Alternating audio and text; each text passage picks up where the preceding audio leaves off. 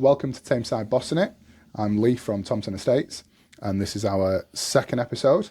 And today I am joined in my office by Mike from Tameside Pergolas. Thank you very much, Mike. No problem at all. So we just touched on a little bit there of how to introduce you. Yes. So you said it depends on how I say it. Yeah. So I said Tameside Pergolas. Is that not how everybody says it? So I say Tameside Pergolas.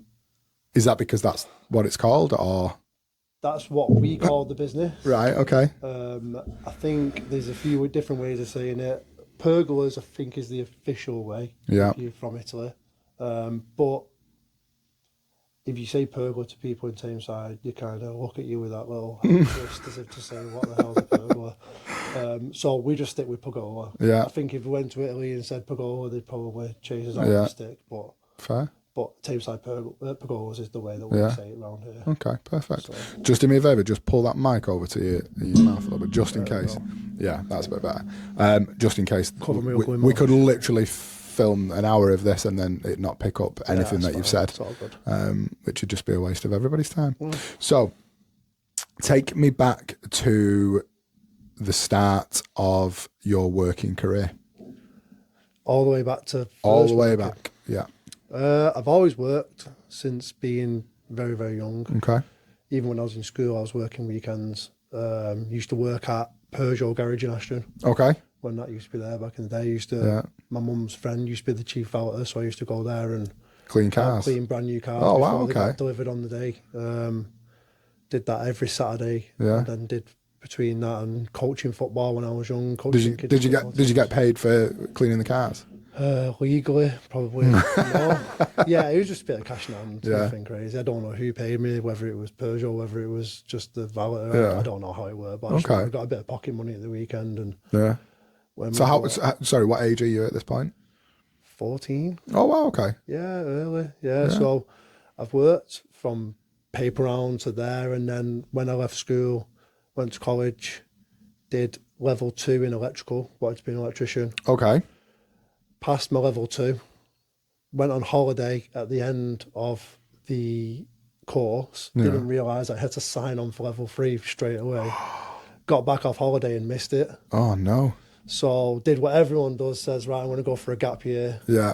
Go to work. So I got a job at B&Q in Ashton. Okay. Thought, right, I'll work here for a year and then get back into it. But then when you start earning money, it's just so hard to give that money back up. Working full time, earning a bit of money, and then to say, no, you can't do that, you need to go back to college. It just never happened. No, it's hard, isn't it? So that was it. And then continued at B&Q for a couple of years. When I was 17, moved to Swansea. Okay. Got family down in Swansea, so just used to go down there quite a lot, real close to my family down there, and then just decided one day, sod it, let's move. Okay. Seaside and all that, and it's all right. And spent like 5 years down there. Wow, okay. Yeah. So came back in your, early 20s? Came back at 21, 22, 21. Okay. Like end of 21. Yeah. Yeah. Just had a past relationship down there, didn't work out, whatever. Just time to move back kind of thing. So moved back with B&Q again. Stayed with him pretty much all, apart from a couple of little jobs in between, pretty much stayed with B&Q until I came back as well. Right. Oh, so you worked at B&Q in Swansea as well? So when I moved down there, I transferred down there. Yeah. Left, worked at a couple of different places in between, then went back to them and then transferred back. It just kind of stayed together and then worked its way back. What did you do at B&Q? Nothing fancy. Nothing fancy? Yeah, just standard on the floor stuff. Right. There's nothing exciting in B&Q really. I don't know. No, there's nothing exciting. No? In B&Q. Not for me anyway. There was just the more jobs that you could do where you was less of a run around for someone else. Yeah. Just how much of a run around you was. I mean, it was pretty good towards the end because started to, Trade Point. It's open now. Yeah. So the Ashton one was one of the first ones to open. Right. So we basically started up that whole process. Okay. And the one that's in Ashton now is not the same as what it used to be. It used to have a mezzanine floor and all the stuff would be upstairs, and if you went in Trade Point, you was effectively in a different shop. So it was pretty cool being part of setting up that first one of first few in the whole country of B&Qs. Okay. But apart from that, it was just putting stuff on shelves and helping old women find plants and everything that you'd expect from a B&Q. Really. Okay. So you're 21, nearly 22. You come back from Swansea. Yeah. You started back at B&Q. Yeah. What's next? Met the wife. Okay. Pretty quick, to be fair. Yeah. She didn't come in B&Q looking for a plant. She didn't come in B&Q looking for a plant. Okay. It was all through friend of a friend, really. Okay. It was actually from. She found me on Facebook. We were a Facebook partner. Right. Okay. And she found me through. She was best mates with someone that I went to my school. It was just as simple as that. And just one night, she must have been drunk and decided to message me. I'd been working at a pub with my mum. Yeah. In fact, I even know the date. It was the 27th of December because I'd been working on the parties over the weekend. Right. Okay. And I got home and she'd messaged me, and we just ended up messaging all night, and then just went from there. Oh, good. Yeah. Okay. It was quite out of nothing, to be honest. Yeah. And so how long have you been together now? It's our 10-year wedding anniversary this year. We've been together, so it was 2011, wasn't it? 2011. Putting you on the spot for anniversary dates here. It's not, it's just rubbish maths. It's like 15, 16 years, something right, like that. Okay. Yeah, so 10-year wedding anniversary in August, which is crazy. But what date in August? 13th. Okay. Yeah, God. Yeah. Putting me on the spot there. So that was like quick fire. So I know mine only because we got married on the 4th, and it's my birthday on the 14th. So it's really easy for me to remember. There's only 1 4 in August, exactly. So you can't get wrong. Yeah, exactly.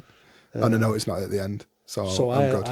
I had it tattooed on me the other week. Right, okay. And I had to check through multiple social medias just to make sure. Even though I knew it, I was talking myself out of it so badly. I was like, I need to just double check and triple check. And so I'm not going to lie. So I've got so my children, 100%. And I've got 3. I've got Ethan on my left arm, Caleb on my right arm, and then Hallie on my chest, who's my daughter.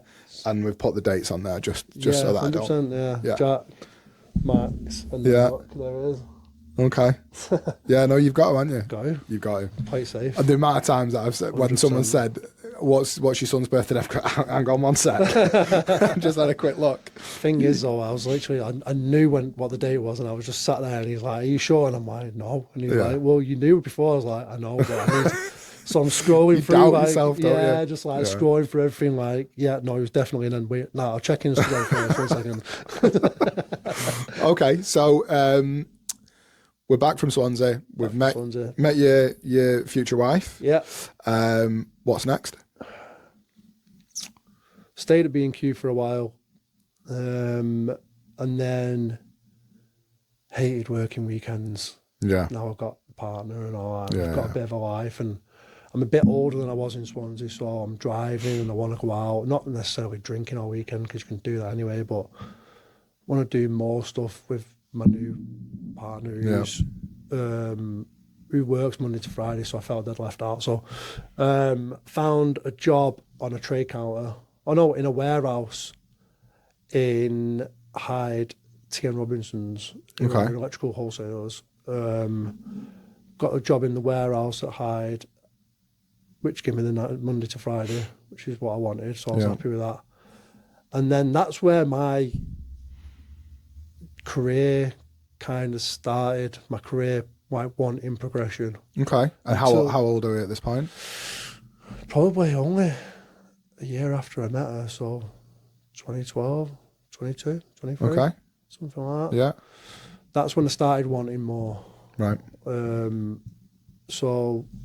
What do you mean by that? What you want more? What does that look like to you? Just at that point in my life, it was more, I want more money. Okay. I want to start earning some money, have the nicer things in life and stuff like that. Get my own house and all that stuff, because I was still living with my mum effectively. I moved back from Swansea and moved back in with my mum. Right. Mrs. was with her mum and dad, so it was kind of like, right, it's nice working Monday to Friday, but now it's time to get something nice for ourselves. So we've got to grow up now, right? Yeah. It's not even so much grow up, it's just like level up. Yeah. You know what I mean? I wasn't doing anything stupid. I was still working. But just a little bit more, you want to take a little bit more responsibility. Yeah, well, I'll get a bit more out of the effort that I'm putting into it, kind of thing. Yeah, I can see that. So I started badgering the work where I was. Promotions, not so much promotions, but just give us a little bit more responsibility. I'll give you a little bit more back and all this stuff. So eventually they give me a job in one of their stores on the tray counter. So it's not a massive jump, but it's a jump, so it's the right direction. So I moved to Ashton, just around the corner from here. Okay. I worked on their tray counter for a couple of years, and then they moved that tray counter back to where their warehouse was in Hyde. So I helped move them over there. And then eventually started getting into we're working in electrical wholesalers, and you see the reps going around in all the fancy cars and earning loads of money and all that. I was like, right, that's where I want to be. So I started doing my own little portfolio of customers, trying to get my own little customers and stuff like that. Without being asked to, I just thought, this is the only way that I'm getting it. So how did you do that? Just cold calling, electricians, Yellow Pages, internet, whatever it is, just ring them, say. And you've just done that off your own back? Just literally did it, yeah. Okay. Wasn't anything fantastic, but I think the willingness, there was like, you know what? And I was just like, there's no other way of getting into it. You just got to go for it. So because otherwise you're just going to stand still, right? Just stay there. Yeah. Okay. Yeah, and the only ways you can go in that industry is there's only like 3 or 4 levels. So you start in the warehouse, you go tray counter, internal sales, which is just answering the phone. Yeah. External sales, which is when you get your car and your company you're out and card, about, yeah. You're out and about and wooing and whining, dining, and then managers. Okay. That's pretty much it. Until you go to like area manager levels and stuff. Yeah. But because I was with a small company, there wasn't any of that. Right. Above manager was pretty much like the directors and whatever. Yeah. Like that's it. So I knew that external sales was where I wanted to go for. That was my next. I wanted to skip internal sales. Yeah. I'm not the kind of guy that wants to sit. You wanted to get out and about, right? I need to be out of me. Yeah. So, so started making my own little portfolio, getting my own little customers in. It wasn't anything crazy, but it was just like, oh, okay. And I was just like pushing them for a year. I was like pushing them, come on, give me a go, let me go out, give me a car, let me go and get some customers, let me go and push it. Yeah. And they just didn't, and it all just went stagnant on their Did side. they give you a reason why? No, but I know what it was. What was it? Small company, aren't they? They don't want to spend the money on extra stuff. It's another car. It's hard though, isn't it? They're not a small company. They still have 8 branches, probably 100 staff, if not more. It's just because it's their money in it. It's always different when it's your physical money and you're putting your money on the line. So it's a risk though as well, right? Of course it is, yeah. So I get that. I get it, but I'd pushed for it and I'd worked hard and I was like, right, it's not happening. Whatever, it's fine. Where do we go? So I start looking around at other. In the electrical wholesaling game, or probably any kind of external, internal sales company, everyone moves. Everyone dots around and moves around. So in fairness, it is a little like that in estate agency as well. So like you've got like little pockets of agents that will bounce from agency to agency. And it's like, if you speak to some of the girls that work for me, they'll know other agents that work in all of the others. Yeah. Oh, such and such a person used to work there, or oh no, they moved from there to there. Oh no, they don't work there anymore. They've gone to there now. Do you know what I mean? There, so yeah, it's exactly the same. Yeah, 100%. But yeah. So yeah, that's where my focus went. I was like, right, well, what can we do to change the scene a little bit? So just started throwing my CVs out there. Okay. Nothing too crazy, and not aiming for the sales rep role because I knew I wasn't there. But I threw my CV out. But I made sure that I put in bold writing on the CV. This is a job for tray counter based on the fact that I am pushing to go sales rep. Okay. And I think that's what actually got me the job. Right, okay. So I ended up getting a job at Edmondson Electrical in Stockport. Right. Which round here is like one of the go-to ones. It's probably one of the biggest in Greater Manchester at least. Okay. So now we're what age? 25. 25? So 25, so we're 25 years old, and other than your sabbatical to Swansea, you've always stayed and worked in Tameside. Everything's Tameside. But now you've got a job in Stockport. Yeah. Okay, which isn't too far away. No, it's not too bad. It's only, and it's Stockport, but it's only like reddish. So it's like this side of Stockport. It's like as soon as you hit the Stockport sign, you're coming off the motorway and you're right there. So, and I think pretty much 90% of the people that worked in that place were all from around here anyway. Right, okay. So they'd all just done the same and moved out that way. There was no one from Stockport working in Stockport. It was just a case of that's where it was. Yeah, okay. So yeah, I made this move, got in with this branch that I've gone from a branch of 5 staff to a branch of 25 staff, and it's just hustling and bustling and it's crazy and it's like Wolf on Wall Street. Loving it. And I'm like, wow. Right, okay. Like, this is nuts. But if you can make it there, then you're in. Right, okay. So just went at it and just did exactly the same. Got my feet under the table for a couple of months, got my name in everyone's head, just like talking to everyone. And then I said to him, right, I want to go for it. So, and I just basically said to him, I want a day a week where I can just sit in the back office on my own and get people in the door. And he gave it me. And he was just like, go for it, crack on. And then I was like, right. And then eventually it just started slowly snowballing. So like one of my new customers would be like, can you nip outside? I want to show you something. And I'm like, yes, this is what we want. Right, okay. And I'm like, wait, what do I do? Like, I can't go, I'm not insured to go in my car and stuff like that.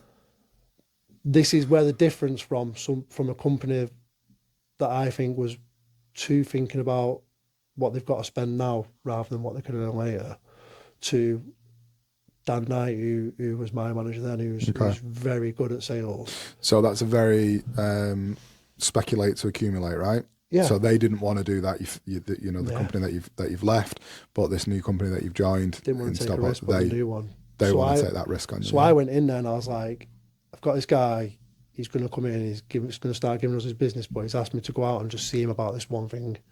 What do I do? And this is the difference. He went, take my key, go and see him. Brilliant. And give me the key to a brand new Jaguar. I'm 25-year-old, 26-year-old. He goes, you're insured, just go. I'm like, loving that. Sound. So, and I was like, I'm in the right place. Yeah. Like, this guy wants to increase his business. Yeah, 100%. And it's not just that. It's not necessarily just about increasing his business. I wouldn't imagine. You must have set, you know, a certain impression upon him. Yeah. That he's got that trust to just say to you, right, well, yeah, you go and do it. Yeah. Because I tell you what, I bet he wouldn't do that with everybody. Do you know what I mean? So you must have done something right in that first few months that's made him believe that you are someone that he can just pass those keys to and say, you know, you're insured, go and do it. It's just willingness, isn't it? That's it. On both sides. You know, I think I showed the willingness that I wanted it, and then he's like, well, let's repay it. Okay. Whereas the opposite on the last one was like, it was just like, hold it out, hold it out. It's almost like they was waiting for me to be able to pay for myself before they could do it. So anyway, it's just the way it is. But yeah, so that was it. It just started from there, and then as just kept going and going and going, and then within about a year, that's what I got it. The sales rep, they're just like, right, there's your car, there's your card, go and do it. Okay. And then stayed there for 4 years, 5 years. Grew my business, internal business, with my own customers to probably about 2-3 million quid a year. Wow. Yeah, so I was looking after directly looking after 2 to 3 million quid a year. I mean, that's amazing. Crazy numbers. Yeah. Scary numbers. It was, and I was the smallest sales rep in there. Right. Okay. So, but proud of that though, right? 100%. And so you should be. Crazy numbers. Yeah. Crazy numbers. I was looking after customers at the airport. Okay. It was a really cool job to do. Yeah. And it did exactly what I wanted it to do. So I always knew that job was unsustainable. There's people that do that job for the whole life. Yeah. But it's a hard job. Yeah. And it sucks the life out of you. So you're there for 4 years? I'm there as a sales rep with him for 4 years, yeah. And then what happens? I got taken by someone else. Okay. Thought the grass was greener on the other side. Was it? No. Okay. Definitely wasn't. So that's a lesson then, right? That's 100% a lesson. Why was it not greener on the other side? Went back to a small company that was almost owned by the person that was working there. Okay. It was So did they promise you something that didn't materialise? It was based in Bolton. Okay. And it was like, we don't need you in Bolton. We want you over in Manchester because we're going to expand to Manchester and blah, blah, blah. We want you to expand that side of the business before we move a branch over there. Okay. And then it quickly materialised to, we want you in Bolton every morning and stuff like that. And I was like... And we're living in Tameside? Ashton, yeah. Living in Ashton, okay. And it just got too much. And the pressure with it was as big as the pressure at Stockport, but the money was nowhere near as good. Okay. The trust wasn't there, and it was just like, it was a massive mistake. Because trust's a lot, right? Trust, especially it's worth a lot more than people think. And especially in that job where they literally give you the keys to probably a £40,000 car, a company credit card. There's no trackers, and they just go, right, I trust that you're going to go and do your job. So when you left there thinking that the grass was going to be greener on the other side, what was your thought process when you were going to? And I'm not trying to make you feel bad about this or not, but you know, the night before that you wanted to give your notice into that guy that had give you that trust, that gave you those keys to that Jag. What did that feel like? I'd got into a pretty ropey place in Stockport. Okay. Not that I'd fell out with anyone. Everything was still good. But I think by that point I'd probably had my first kid. Yeah. And the schedule of working at a branch that big is just so hard. Right. And the end of my electrical rep career and the start of me wanting to own my own business all have revolved around that, the fact that I'd never seen my kids. Yeah. It was chaos. So typical week at Edmondson's would be, you'd be up at 6, 7 in the morning out the door. None of this getting your kids ready for school. You'd just be gone. And then you'd be home 5, 6 o'clock at night. That's if you're not entertaining customers at night. So twice a week you'd be taking them to United. Right. And you won't be getting home till 1 o'clock in the morning, but you'd still have to be in the office for 7 in the morning after. So you were exhausted, right? I was just tired of it all. I'd just had enough. And you know what? I'd had what I wanted out of it, in my head, I'd got out of it. Okay. It wasn't, I'd gone past the point of, I want to make it money-wise. Yeah. And I'd moved to the point now of, I'm not asked about money anymore. Okay, so although you thought that the grass might have been greener on the other side, regardless of whether it was or it wasn't, the decision was probably easier than you thought it was, because you got to a point where there was always that, like, is this a right idea? They've done it right and stuff like that. But at the time, it was the right idea family-wise. Yeah. It didn't materialise to be the right idea family-wise, but it felt like the right idea family-wise. Okay. And like I say, I'd got everything I wanted out of Stockport because I'd done well for myself. We'd got our first house. All the stuff that I wanted to get out of the way, we'd got out of the way. We've got our deposits and all that. Yeah. And I just thought, right, now's the time to try and find a decent paid job. You still get the same perks and stuff, but don't get as much money-wise, but it sounds like I'm going to get a bit of my life back. But yeah, it just went sour pretty quickly. Okay. So what happened at the end of that? At the end of that, I actually ended up moving back to Edmondston Stockport because I rang my old boss and I was like, listen, this hasn't worked out. You can tell me to F off politely. If you that took some gumption to do that though, right? In my eyes, I'd have been more than okay if he'd told me to go away. Yeah. But I never left on bad terms. Yeah. And I told him when I left that this isn't I don't like you. I said, I actually thanked him for everything that he'd done for me because he changed the way that it's weird to say changed my life. He hadn't changed my life, but he changed the way I look at business and how I wanted to, because he was just an all-in guy. So I thought when I want to eventually do something with my own business, even though I didn't have any thoughts on my own business then, that's how I want to be. So would you say that in a roundabout way, he was like a mentor to you without 100%. Actually really knowing it? Yeah. And I didn't even know it then. He didn't know it. I didn't know it. But he's just like with me now in my business, if I see something I think, right, it's got to be worth a go. It's just like, just do it. Like that day when he gave me the keys, it's like just go. Yeah. Just have a go at it. What's the worst that can happen? Okay. Yeah, you might lose a bit of money, you might lose a couple of days, you might, I don't know, whatever can happen, but it'll happen, and then you'll get over it, and then you go again and try again, and try something else. And that's how I've ran our business, mine and business partner's business. So okay. Yeah. Okay, so you go back to where it is. Yeah.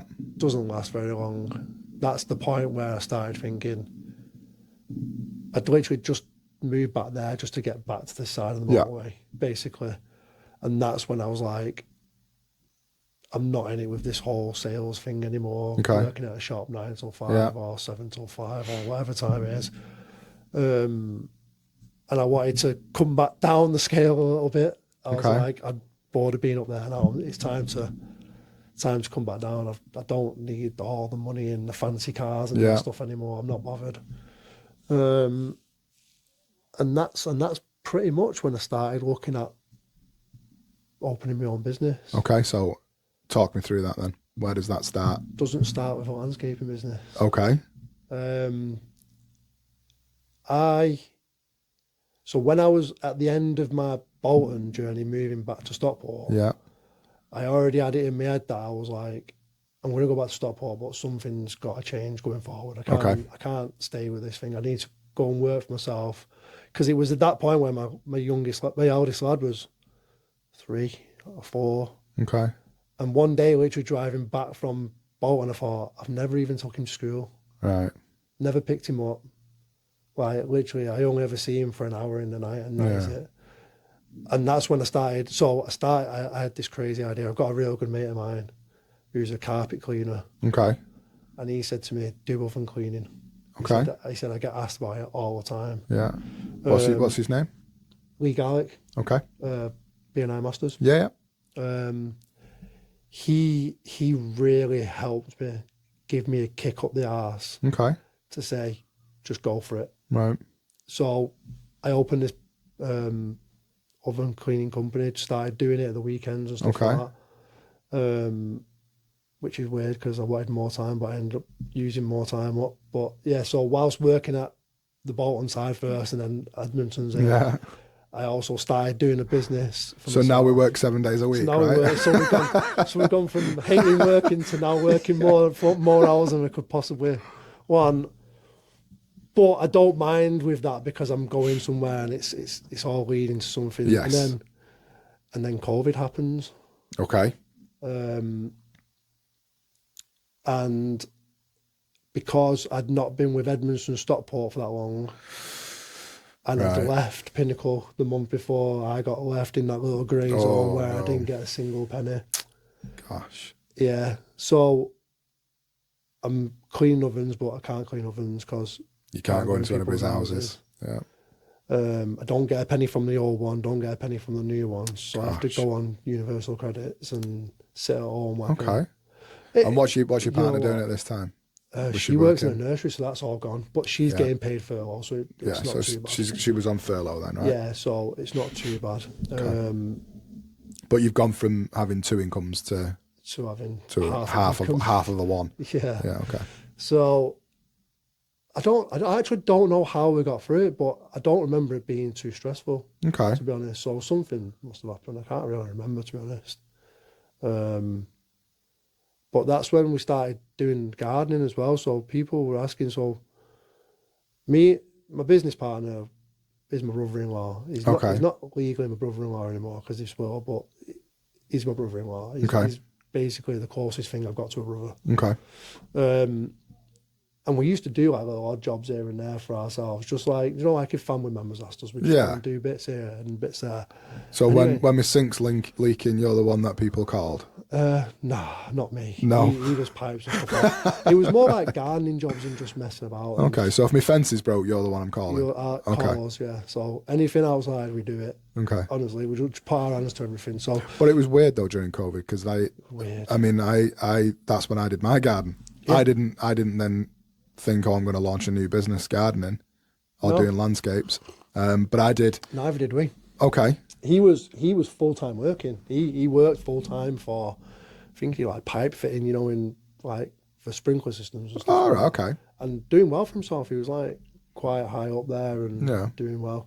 Did all like Asdas and stuff like that. All right. So he was full-time doing that. I was doing nothing and doing my ovens as I could do them in between. Because he was still working through COVID. Like, it still carried on. Yeah. So, well, when they opened back up, then they would have still needed that. Yeah, and fire still happened in COVID, didn't it? So, of course. So he was still working. I wasn't working at all, really. So at weekends, we'd get these little odd jobs and we'd just go and do them, not thinking anything of it, just messing about. And then just out of nowhere, it just snowballed really fast. There was no business, there was no social media, there was no company name. It was just us two messing about, going doing people's gardens for them. Doing a good job, but still just not really taking anything off it, just a bit of pocket money at the weekends. And it literally got to a point where we picked up this really big job for two people that don't do that thing. And I was like, wow, this is a bit stupid, this. Right. So I literally what was said the job? to him, it was just like a full back garden landscape, but a big one for what we'd been doing. Like, it was just, now it's not a big job, but for then it was like, shit. Did you have like all of the tools and everything to do it? We had pretty much everything between us, and what we didn't have, you hire then, don't you? When you first start, you just hire what you need. And I literally rang him. I was like, mate, we've got this big job here, and he's like, yeah, but I'm working in Glasgow all week. I was like, I have to do it on my own. Wow, okay. So I started doing this job, and then he's like, right, I'll be back on Friday afternoon. We'll crack on with it. Anyway, we got another one, then we got another one, and I just rang him. I was like, I'm getting rid of the ovens. I'm just going to do this. Right, okay. The oven's really nice. It's nice being inside and doesn't bother me, and it's nice people, and you get through and nice and warm and all that. But I didn't like the fact of having to book your diary, like literally 6 slots a day you've got to book to be able to make some money, and then you've got another day and then another day and another day. And like, whereas with gardens, you can literally, the business is now set up into 2 teams. So one team is now pretty much booked up till September so I know that me and Shane are making a wage regardless until September. Okay. And then the other team, just the small reactive stuff like the Pergolas. Pergolas, verandas, stuff like that. They just tick along after him, catch up. Whereas with the ovens, he was just like relentless, having to try and find work and stuff. So I just said to him, I'm done, mate. I'm going to just jump on this, and then you just jump in and help me when you can and whatever. Yeah. And so at this point, there's no business. No, and that's where Tameside Pergolas was born, because no joke, my wife's mum asked us to build her a pergola in the garden. Right.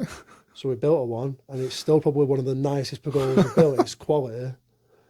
And that's where the name came from. It was like, we'll just do as many pergolas as we can. If we can do gardens as well, that's fine. But pergolas are really nice to build. It's just nice and clean. Yeah. Dead simple. Do one a day. Nothing stressful. Gosh. And that's where it started. So obviously, you called Tameside Pergolas / Pergolas. Yeah.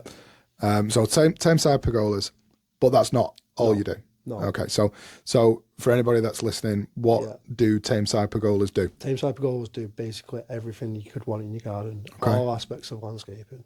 Decking, fencing, paving, artificial grass, real grass, driveways, drainage, everything that you need in your garden, we do it all.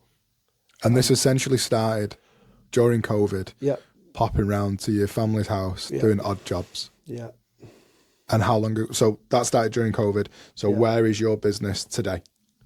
Business today is 7 members of staff. Yeah. Including my wife, who works 3 days a week for us, which is really nice. Yeah. So she's no longer at the nurseries? She works there 2 days a week. Yeah. So, is that just to keep her sanity away from you working full time with you? Yeah, I can see that. I actually genuinely think it is. Because I said to her, come work for us full time. She was like, I'd rather not. Yeah.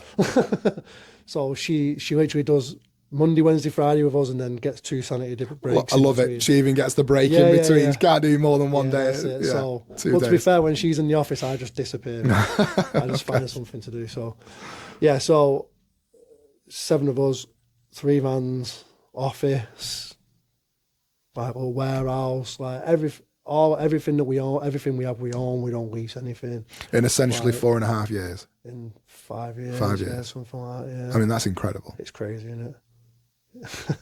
And we're ready to scale up as well. And you genuinely should be super, super proud of that. Yeah, it's cool.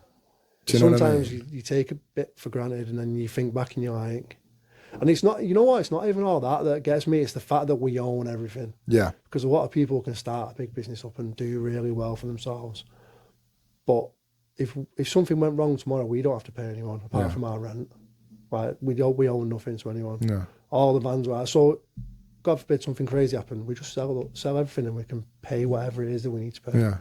You know what I mean? Like, if one of us got poorly or one of someone's family member needed something, it's ours. It's our baby. We can do what we want with it. And that's why we did it. But mainly so that we've got our family life back. And do you? 100%. Yeah? Yeah, both of us. So within a couple of weeks of me starting the business, he rang me one day, literally one morning. I don't know where he was, like Glasgow or London. That's where he used to always be. He rang me when I'm on my way home. I was like, why? He's like, hand him a notice in, mate. Wow, okay. Okay. And I was like, sick.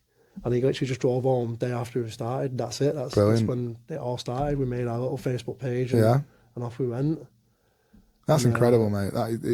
But it was all of it has always been number one, family life. Yeah. So every Tuesday and Thursday, we both make sure that we drop the kids off together because they go to school together. Okay. So we'll meet at school. Yeah. Like this morning we met at school, dropped the kids off, and then went to the office and sorted the lads out. Right. And I pick my kids up every Tuesday and Thursday afternoon, and then he does every Monday and Wednesday. Okay. So it's just. I mean, I do find that. Like that. I mean, it's like, you know, one of the best bits of having your own business is, so my wife doesn't. So my wife's a school teacher. She works in Stockport, interestingly. She works at a Prue school in Stockport. And one of the best things for me is that when the kids have a sports day, or, you know, when they've got the Christmas, play and stuff like that, I've got that luxury of being able to go, do you know what, girls? So I'm not in the office this afternoon. If you need me, I'll be on my mobile, but I'm going to the kids' 100%. School to do this. That's the best for me. That is one of the best parts about being self-employed. Like even when I worked at Stockport, and he was a good manager and he was a good guy, you still feel awkward asking for stuff. Yeah, of course you do. Yeah, because it's a 25 minute journey back. Yeah, watch whatever you've got to do, and then another half a day in it. Yeah. Whereas now we don't miss anything. Yeah. So out of curiosity, then, so I try and do that with the ladies that work for me. So if I make sure that if they've got something, I'll try and make sure that they can get that time. Yeah. So like Carol's got a daughter that's just started high school. So for instance, she's going to, she's coming back from it's like a Robin Hood thing. I think she's got this week. So, you know, she said, is there any chance I can finish it at 2 on Thursday? Yeah, of course there is, no problem. Yeah. Because I'll make that happen because I know how important that is. So I do try and make sure I do that for my staff. Do you do that for yours as well? If I said no to that, that'd be awful, wouldn't it? It would, but after that's literally the. No, it would, and I'm not trying to set you up there with saying something. What I'm saying it's a massive yes, because that's the reason that I do it. But that's because you've built your business on that foundation, right? That. Well, not so much all my kids, but I missed, especially my eldest. I missed the first 2-3 years of his, not of his life. It sounds a bit dramatic, but like all the silly little things that you. Yeah. Like that was what always got me. Is like, never took him to school, never took him to nursery, never picked him up. Just never been able to make the time to do it. So I'd never, if someone had stuff to do like that, then they do it, don't they? Yeah, no, 100%. No, that's good. That's and coming from, you know, during COVID, where, you know, for want of a better word, you rock bottom, right? Because you know you on universal credit. Yeah. You know, you've theoretically not really got a job. No. Because you've gone in between those two jobs. I've never had a job. You know, so if you were speaking to some young adults now, who are in that same position where they're on universal credit or they are in between jobs, because I see it a lot, right? So Thompson Estates, we're property managers as well as estate agents. Yeah. So we have a lot of rentals, and we get a lot of people come through to us that are in a position where they're not working for whatever reason it is. Yeah. And I see how difficult it is for people to, to get jobs. And I touched on this with an earlier episode with Lisa, and you know, I was talking about the fact that I do genuinely think that it's going to get more difficult as the gap between being 18 and being 25 in terms of the minimum wage is getting closer and closer. So for me, I think that young adults from sort of 18 to 25, when you've got a business that is going to take someone new on, are they going to take on a 25-year-old who's got a little bit more experience, a little bit more worldly wide, not necessarily just experience in work, but just experience in general? Am I going to pay an 18-year-old the exact same that I'm going to pay a 25-year-old? Yeah. And for me, you're probably going to go with a 25-year-old. Of course you are, because they've got that experience. So what would you say to someone who's just starting out, who doesn't really know what they want to do yet? You know, similar sort of boat to what you were, because you didn't know. It kind of just fell in your lap. What would you say to them to try and give them a little bit of motivation? Never too young or old to learn. Okay. So even now, literally 3 weeks ago, I went on a sales course. Okay. I don't need to do it. Yeah. Well, I do need to do it. You've always got to evolve your business, but throw yourself out there. Yeah. That's all I did. Mine all started from just taking a punt at it and saying, right, this is what I want to try. So this all started, so theoretically, right? Yeah. This all started from you putting that one line on the bottom of your CV that said where you want to be. It's all about showing a little bit more willing than the other person, because it shows that you're going to offer more. Okay. And yes, the 25-year-old might have a little bit more experience, but they might also have a bit more experience, but there's a reason why they've left the job. Whereas if you show more willing, anyone can learn stuff, and you'll continue to learn stuff. So I guess the takeaway from that is that maybe show your willingness to learn, but show your willingness to be molded on something new, something something a bit different.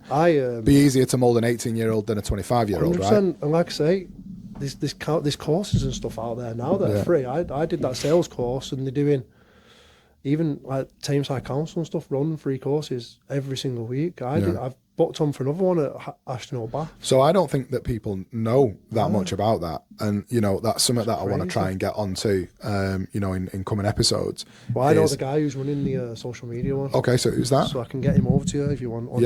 Who's that? It's a company called Brand 12. Okay. Based in Ashton Old Baths. Yeah. I'm going to see him after here actually. He does brand marketing for a company like BMW and Porsche and stuff. Right. Like Okay. that. And he's doing some work for us, so I'm doing exactly what I said before. Is like my boss used to be like, if you want to take a punt on it, just go for it. You know, we're taking a punt now, and probably doing our biggest marketing push ever. Okay. Just gonna roll the dice. What's that gonna look like? Not telling you. You know, is that a secret? Will you tell me off camera? Yeah. Yeah, but it's a secret for now. I just don't want to. No. Listen, I'm not. You don't. The reason why is it's something that's not many people are marketing very well around here at the moment, and I feel like if I don't do it properly, with a bang, then everyone's going to be doing it anyway, and I'll just miss the boat. So I think that's. So it's interesting that you should say that, because I think that's maybe why I'm doing this now. Yeah. Like I'm doing, you know, it's Tameside Bossing It. That's the. You know, that's the podcast, but I'm very much doing it as a Thompson Estates Presents sort of thing. And I think that it's, I don't know, maybe just a little bit unusual. Yeah. So, I mean, no, that's probably the wrong word to use, because it's not unusual to do a podcast, because everybody seems to be doing podcasts. Yeah. But what I wanted to do is, you know, the people that I'm going to try and bring on to this are going to be people that are based in and around Tameside, you know, that contribute to our borough.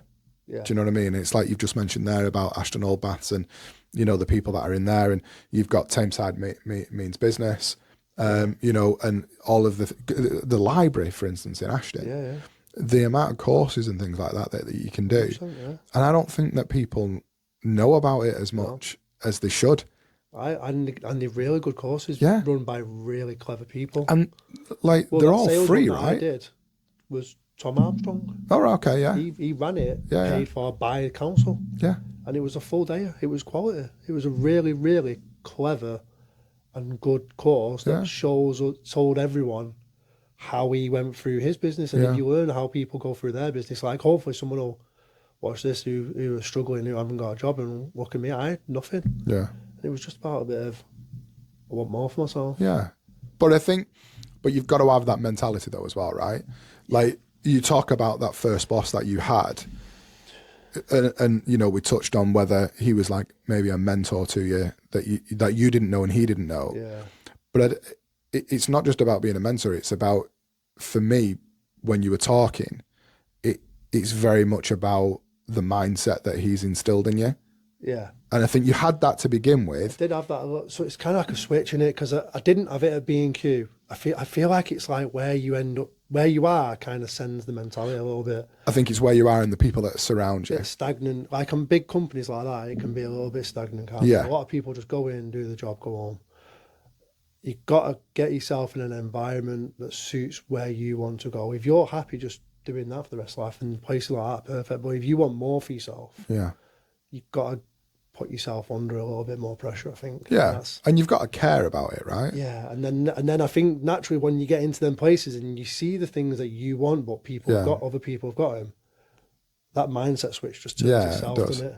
Yeah, it then does. You're like, well, actually, I know how I can do this, and then so I went from being stagnant. At B&Q, I was just chilled. Yeah. The only thing that annoyed me was working weekends and working. But you were younger though then as well, right? Yeah, but that's what I'm saying. I think it's hard. It's hard when you're saying about younger people and stuff like that. They might not know they want it yet. No. Something in your life changes, doesn't it? And it's hard now as well, right? Because you've got so much of this social media. You know, you've got the worry of AI coming, which is going to be a worry. I mean, you've got small children. I've got small children. I genuinely worry about what the world's going to look like in another 10 years in terms of AI. I mean, watched that film as well. What film is it? Yeah, it's good, right? It's freaky. That it's mad, isn't it? Yeah, but it's like doesn't even seem that far away though, does it? No, it doesn't, and that's what's scary, right?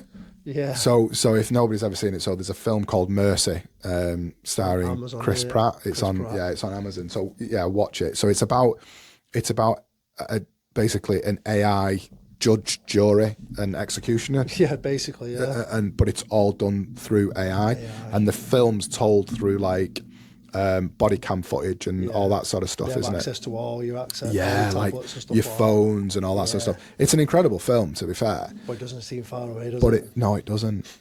And it's a worry, right? Yeah, it's terrifying. So it's like I've tried to make sure that my kids are starting to look at stuff now from an AI perspective.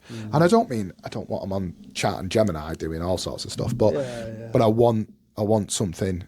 I want them to know what's kind of coming. Do you know what I mean? Yeah. I mean, my 11-year-old now, he's better on a phone than I am.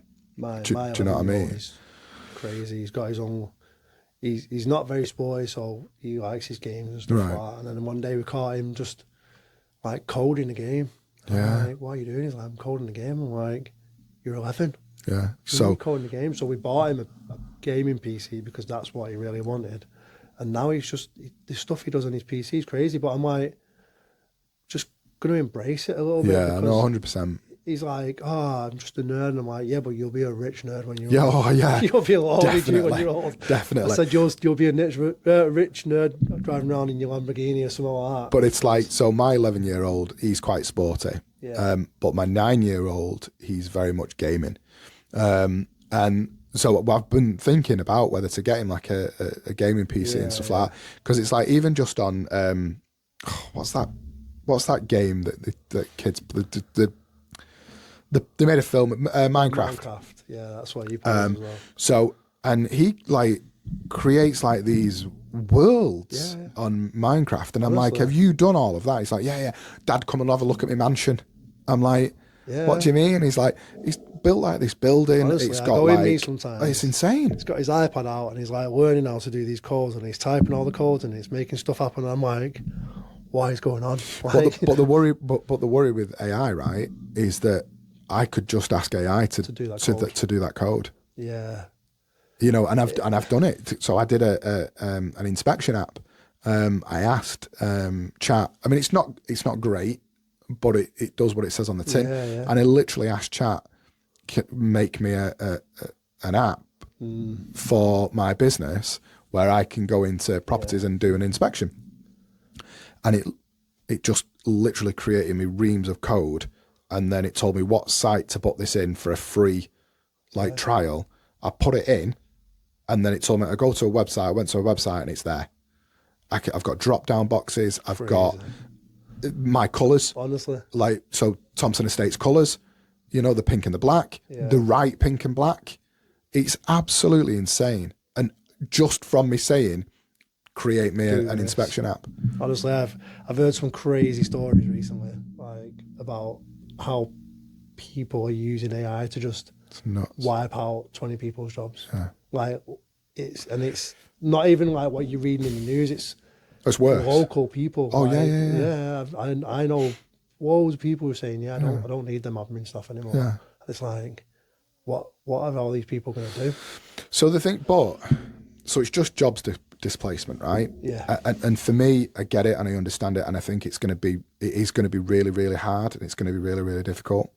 But I remember reading something, or it could have even been on a podcast or something, and someone was talking about the fact that job displacement will come, but it's not going to be unlike when a tractor was invented for farming. I've heard that as well. Do you know what I mean? Yeah. It's obviously it's on a slightly bigger scale, yeah, but the process is still going to be the same, right? Yeah. So we invented all these machines that took over farming. So everybody that did farming had to go and find something else to do. Yeah. And I think that they probably will do. I mean, I worry for things like delivery drivers and taxi drivers, and because you're going to have these driverless cars and all that stuff. We haven't got it over here yet, have we? But in the States and in China, it's massive, right? Yes. With me, I always think about people that literally spent years learning how to do website design and stuff like that. Literally, and it's just going to go like that. Well, you can literally make a website now through an AI in 30 seconds, and it costs you nothing. Yeah, I mean, you can go on a couple of quid. So I did something on Gemini, right? And I took my about page on Gemini, on my website, and I put it into Gemini, and I said, "Can you give me an audio description of this web page?" Yeah. And on the about page, it's got me on there. It's got my team, and one of my team is Anna, and she's a Man United fan, and I'm a Man City fan. Yeah. You didn't know that about me, did you? No. It's that changed our relationship, right? Yeah. And I'm a Man City fan, but on the audio description that this Gemini created, it's American, so it's American talking with English words and stuff. So it doesn't come off very well. But basically, at one point, it said, and then you've got the healthy competition in the office, because you've got Anna, who is the social media girl, who is a Manchester United fan, and then you've got the director, Lee, who's a Man City fan. So I can only imagine what the banter sounds like in that office after a Saturday game. Have you seen what people do? It blows my mind, that. Have you seen that thing what people were doing where they was creating them characters themselves? Everyone started doing it on Facebook. Oh, yeah. Did you do one? Yeah, I did one, yeah. Scary. Yeah, I did one. I literally put, this is my name, this is my Facebook, create the character based on what you can find out about me on the internet. Yeah. It had all sorts on there, and everything that was on there was bang on. I was like, what the hell? Mate, mine was that accurate that it still came up bald. Mine had this tattoo. That's but the tattoo was bang on. I was like, nah. But again, tattoo artists, you'd go to a tattoo artist because you'd want their designs and stuff, but you could ask AI, just create you a design and it'll do it. Yeah, I mean, there's loads of jobs that I'll never probably be too affected by. No, because you're not going to get unless you get a robot. I mean, unless you get a robot doing things it. have happened, don't they? Yeah. But yeah, nah. But it is great in terms of for kids. It's nuts. It is a nuts time. At first you couldn't tell what was fake and what was real on social media. I still don't think you can. You can. You can. Do you think? Yeah. There's always something weird that goes on the videos or whatever. Yeah, but that's now. Yeah. Imagine another 5 years' time. I don't know. How far can they take it? So, well, you could say the same with games, right? Well, I mean, do you play games? Do you play video games? I remember, like, imagine 20 years ago saying that you can put a headset on. Exactly. Can run around shooting things. Exactly. Do you know what I mean? So it is. Got one of them as well. It is crazy. Yeah. Yeah. No, my lad has. He does like his boxing and all that sort of stuff. It gives me a headache, me. I can't play it for too long. Makes me feel sick. Yeah. I tried it, and I had to put these little band things on my hand to stop me feeling sick. It was weird. Although what he does do sometimes, so like he'll put it on, and then he'll put Netflix on, and it's like sat in a cinema. Yeah. It's massive. Yeah, I've watched his bedroom before once. He's been like lay on his bed, just like with his head looking up. That's what Caleb does. With just with headset. What are you doing? Oh, I'm watching a film. I was like, what? You've got to tell her. Crazy. Absolutely crazy. He's got a monitor, a TV, and his headset, and he's just sat there with his headset. Yeah. Oh, whatever. No, it is nuts, isn't it? Very business-like anyway, isn't it? Anyway, back to Tameside Pergolas. Yes. We've talked about AI. Yes. Is there anything that you think would threaten your business from an AI perspective, from something that's going to be big? Because you don't do you design the gardens and stuff, or we've had so more and more common now. You get, I've made this with ChatGPT. Can you do this for me? People take a picture of the garden and send it into ChatGPT and they go, "This is what I want. Can you make it me?" Right. It doesn't make it any harder for us because most of the time it's doable stuff anyway. Right. Okay. If anything, it's actually easier. I was going to say, if anything, it's going to be easier for you. I've never put a customer's garden into ChatGPT and said, "This is what they want. Can you make it for me?" I'm happier just doing a good old sketch in a book and stuff like that. But when customers bring that to us, it doesn't really annoy me or anything. I'm quite happy to take their. I mean, at least they know what they want, though, right? Yeah, and it's sometimes it's hard because I can go into a garden and say, "Oh, this would look really nice there," or "That would look real good there," and this will flow and stuff. But in my head, because I've done it so long, I can see it as I'm doing it. I'm literally saying it. And I can see it almost like VR. Like I can literally see it in my head, and you just can tell the customers just like, "I haven't got a clue what you're on about." But that's the same for my business, right? So, like, you know, if somebody just says a property, you know, 2 up, 2 down, or a 3-bed semi-detached. In that area, I kind of already know kind of what your price is going to be. I suppose that's just where your experience comes from, right? Yeah, I just see it, and then like I say, people have an idea of what they want, but then it's probably positively affecting us at the moment. I'm not scared of anything regarding it. Well, that's good though, right? That's positive. Well, yeah, because it's not. Everything we do is 99% hands-on anyway, so at the moment, unless, like you say, some robots start flying out of the sky and stuff, then... No, I think you're safe. I think I'm safe for a little bit. So, with that in mind then, where do you want Tameside Pergolas to be in 5 years' time? I'm not too bothered about going much bigger. Okay. We're on an expansion at the moment. Every year we've grown and grown and grown, and it's been quality. Like, I can't complain. So you don't want to grow, but you're about to go to a marketing guy after it. No, so to give me some marketing. So we've had one team every year fully booked out. Right. Okay. Always 3 to 6 months in advance. Yeah. Every year. Now, I want to take it to 2 teams. Now we've got 2 teams now. This marketing is future proofing. Okay. So I want to keep both teams busy. Yeah. And that gives me and Shane, my business partner, he prefers being on site anyway. So he'll never do what I do. He doesn't want any involvement in it. He just wants to go to site, manage his site, and get on with it. And that's so we're not going to see him at any networking events anytime soon. No, I've told him he's got to come be an eye when I'm on holiday. He's absolutely terrified. Oh, is he going to sub for you? Yeah. I don't know. I don't think he will. I'm going to try and get into, but I told him there was breakfast at the end of it, and he's almost coming around to it. But sausage and bacon bars. That's what I mean. Yeah. Can't go wrong, can you? But yeah, our future now is probably get this second team fully established, keep them both busy, and then Shane can step back a little bit, push, because he's got 2 labourers working with him that he's trying to push them through the ranks a little bit, try and develop them. Yeah. And then hopefully he can just oversee them, and I'll just keep getting the business in. And then brilliant. It's not about money anymore. It's all about just us having. I mean, he's getting on now, so he won't let me saying that, but. He's getting a bit old now, so he wants to move away in the next 5-10 years. So It's all about making that the could be a business target, sustainable. right? Is what. Yeah, we want to make the business more sustainable. Okay. Because stuff like this, you can't do it forever. No. Your body just won't do it. So we're trying to set it up that it'll just continue rotating itself. Yeah. And where you don't need to be on the ground so much. No, I don't mind work. I'll be in work every day anyway. Yeah. Like even when I'm on holiday, I'm working because I hate Can't not being there. Yeah. So, but I'm not killing myself anymore. Yeah. I can do 4 or 5 hours in a day, and then that'll keep the business going till the next day. And when we can get him to that point, and the business and the lads on site just keep ticking over, that's when we'll be happy. That's what we're aiming for.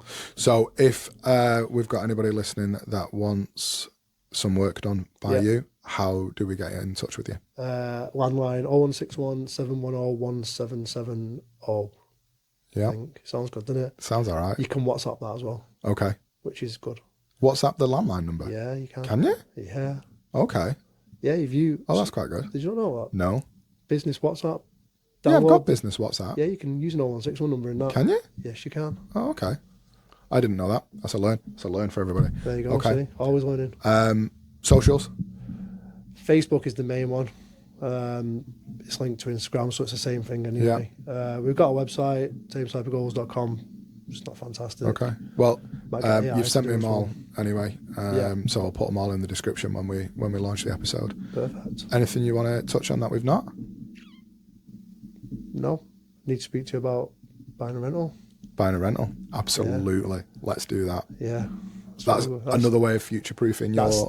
That's me, my goal for by the time I'm 50. Yeah. Because I've done the whole business thing now, and now my target. So like, my target was always have this business and be good, and I'm almost getting there. So I've had to switch targets a little bit to keep myself motivated. Okay. So new goal, 10 rentals by the time I'm 50. Okay.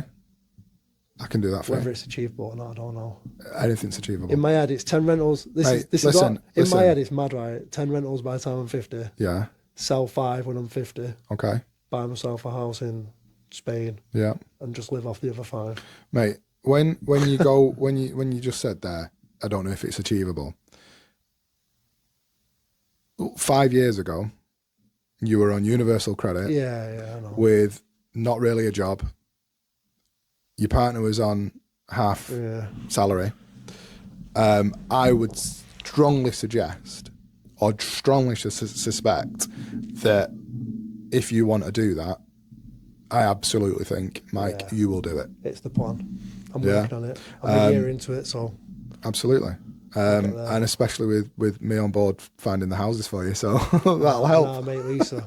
I've already got the numbers off her, so... Yeah, absolutely. Yeah, that's the plan anyway. Mike, thank you very much for being my second guest on Tameside Bossing It. I hope you've enjoyed it. Thank you very much. It's been real good. Thank you. Cheers, pal. Yeah, man. Thank you.